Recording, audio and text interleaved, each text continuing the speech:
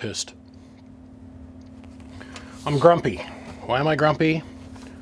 Because I just went and I laid down this beautiful working mat all across my workbench. See?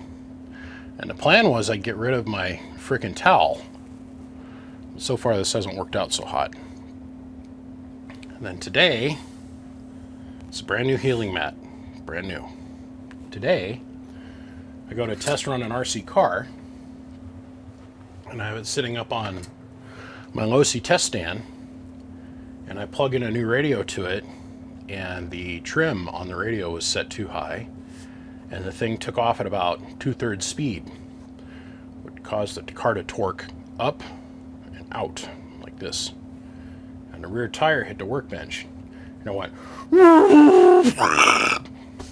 gouged out the workbench. So $250 giant ass self-healing mat, which so far I found that is not chemical resistant in any way, shape, or form. And apparently it's not very rub resistant. I don't know how it's supposed to heal itself from that, but now we have this little divot. The other thing I found out is that when I built this bench, this was level. Now, over the last 8 years on this particular portion of the healing bench, the bench has decided to slowly slope down this direction because I'm always out here working on this edge. So let's say I set something round like this marker down on it.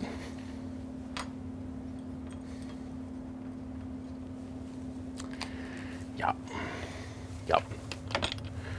It's all good in the hood. It's all good in the hood. Well, gentle, kind men and sirs and fine weird follies amongst you all.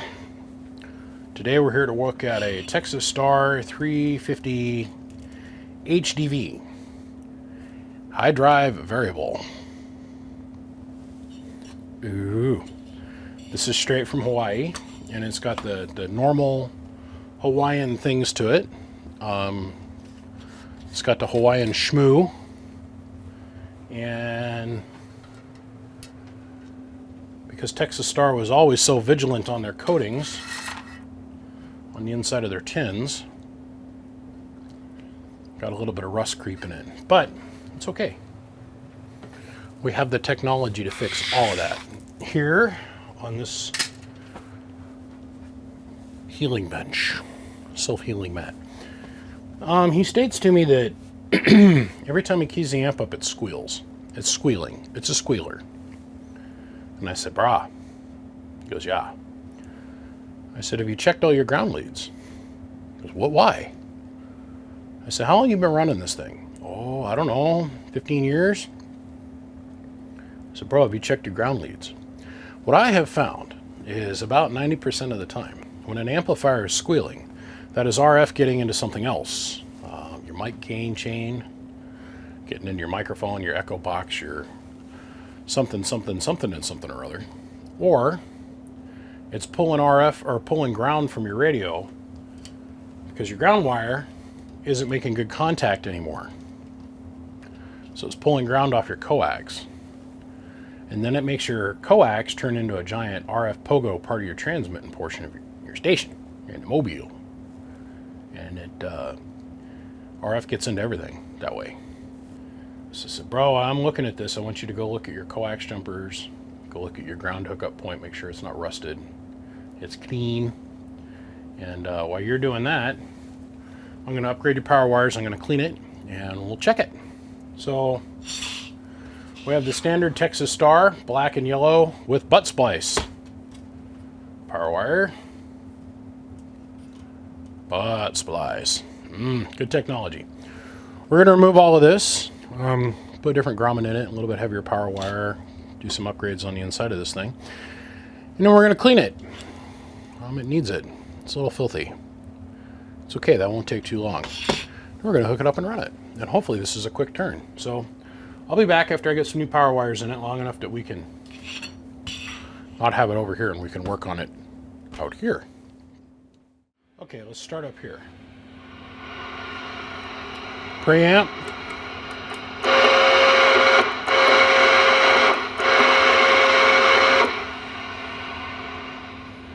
preamp is definitely working. So, shut our amp off.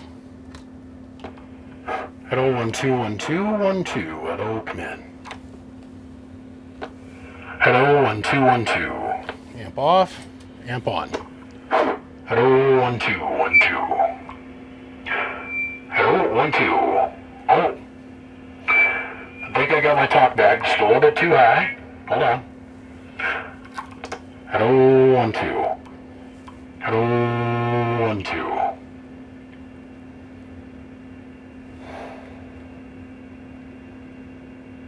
Hello, 1 2. Hello, 1 2 1 2 1 2 1 2 1 2. It's squealing because I'm standing closer to the radio. So, right here we have a 1,000 watt slug in peak, 1,000 in average. Hello, 1 2. And a 5 watt slug in reverse, back from the Bird 10,000 watt dummy load. Yep. Okay. It's all cute and fine and everything. That's us putting just about 1 watt in. Now, the customer states that he runs this as an incredibly high, almost 5 watt carrier. So we're going to put 4.5 watts in it. What do you mean? What do I mean by that? The customer states that he uses a 5 watt radio to drive this thing. His radio dead key is 5 watts, which is just painful to me, but he says that's the way it's been running it for years. And it keys up 300 and swings forward. Well, our meters don't show that. Let's turn that 5 watt slug back around. With 4.5 watts going in, and a variable all the way open. Hello. This thing does 500 watts with a 20 watt radio. Hello, audio, 1 2. 22 watts going in. 5 watt dead key. Gets us about 250 watts, looks like. Hello. But that average meter is going in reverse. So even at that carrier level. Hello, 1 2 1 2. Hello, audio. Sounds real pinched up. Hello, 1 2. There we go. Hello, audio. Hello, audio. 1 2. I am not getting any squealing effect from this thing. But what I am noticing is my TX transmit light's burned out. This box is screaming hot now. But all the lights on the switches work, which is cool. We got good solid key up. So, I feel, all I need to do is replace this light bulb. Ooh. So I went ahead and I cleaned up the faceplate. I cleaned up the switches in the back. Power on, everything is as before. Hello, 1 2. Okay. As you guys can probably see up here in the top right hand corner is hello. I mean, this thing's really working. Went ahead and put a new bulb in here. And let's zoom in here a little bit.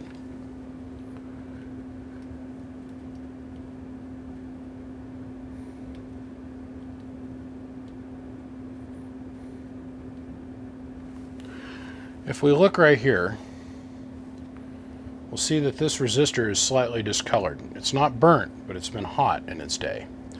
And what causes that is from our tremendous dead key.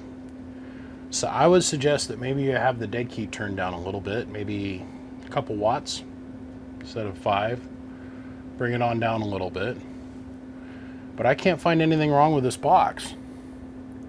Everything on it is working just the way it should. Input tune is great. Let's go up here, we'll take a quick look at that.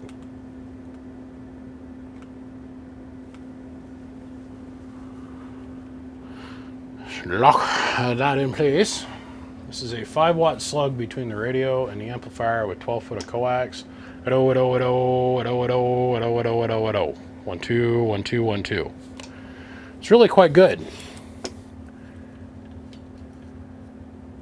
It's not so hot.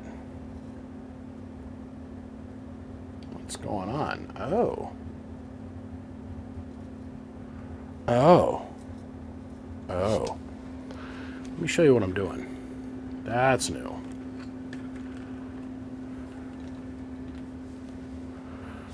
I've got the AM knob in play, the AM button, and I'm sitting there playing with the variable. All the way down, it's got 3.5 watts of reflag. And it's sitting there and it's fluttering and I can feel it. Feels rough. You can see how that just this little tiny bit of meter move or a little bit of knob movement. This isn't linear.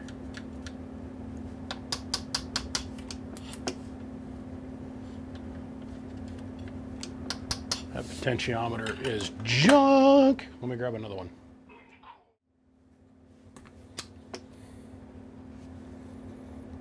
All the way up, halfway, all the way down.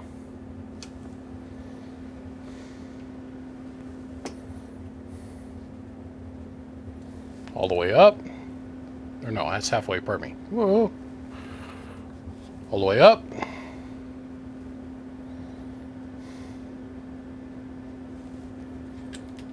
Ah.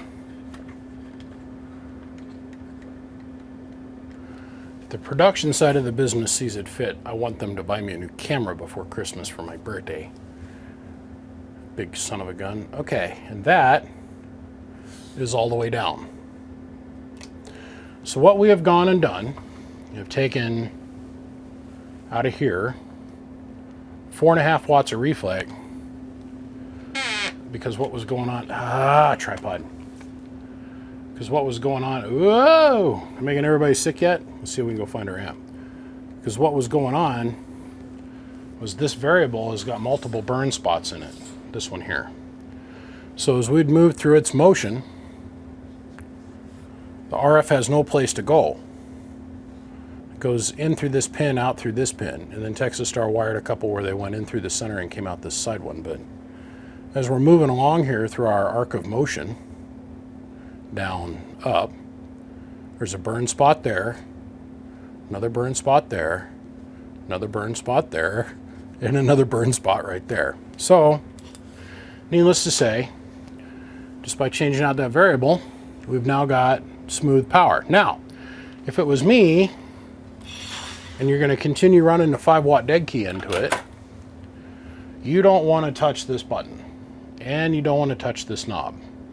You want to make sure this knob is all the way to the right, locked over here in the corner, not turned any further, none whatsoever, all the way over here, far as it'll go. See this motion I'm doing here? You want to make sure it's all the way to the right. So,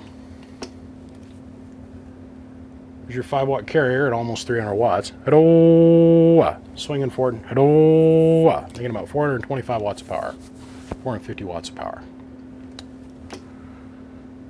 50 amp dead key. Swinging back to 45. That's cute. Bring dead key down to about 2 watts. Audio. It is what it is. Amp is fixed. Now let's go do the cabinet lid. Okay, so we taped off the whole lid. We Scotch-Brighted all the rust out of the cabinet. And then we use a 2-part epoxy primer. And then we're going to use epoxy black paint over the white primer to finish this. And the reason I have to use the epoxy paint is because where it's going. If I don't scuff the metal back to bright and then use some kind of acid-based or chemical-based really hard etchant to bite into the metal, when this thing gets done in Hawaii in 3 years or 2 years, it'll be all rusted again.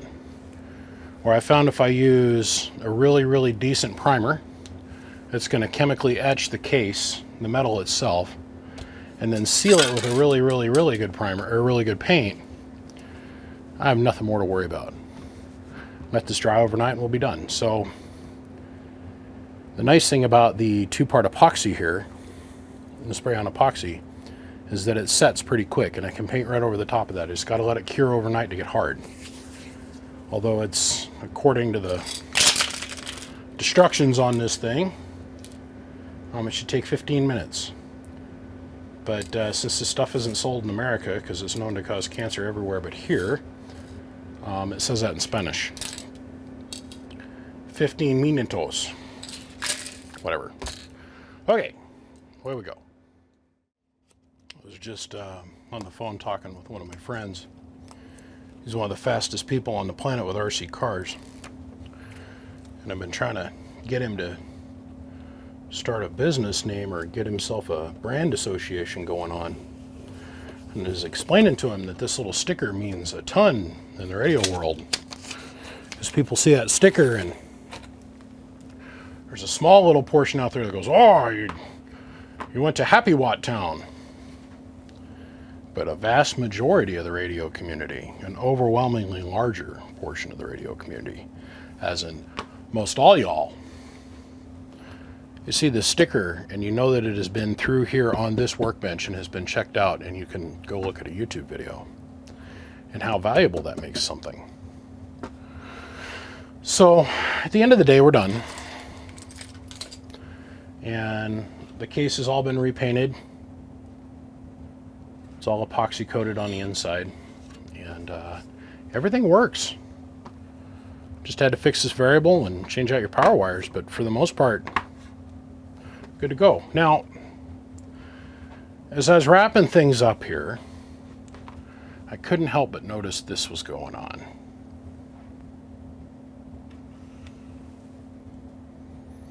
Focus. Focus. That was so hard, wasn't it? This is never a good move. Never ever will this ever, never ever can it ever be a good move. This is a 30 amp microblade fuse put in a wide body blade fuse spot. That's a 30 amp fuse, but in the wrong size holder.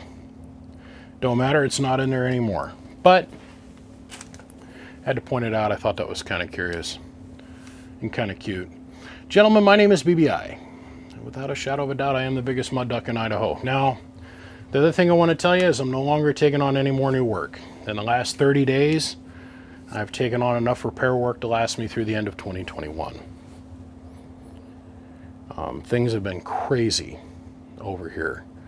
I've had several major customers come here and spend a ton of time with me here, getting their projects finished.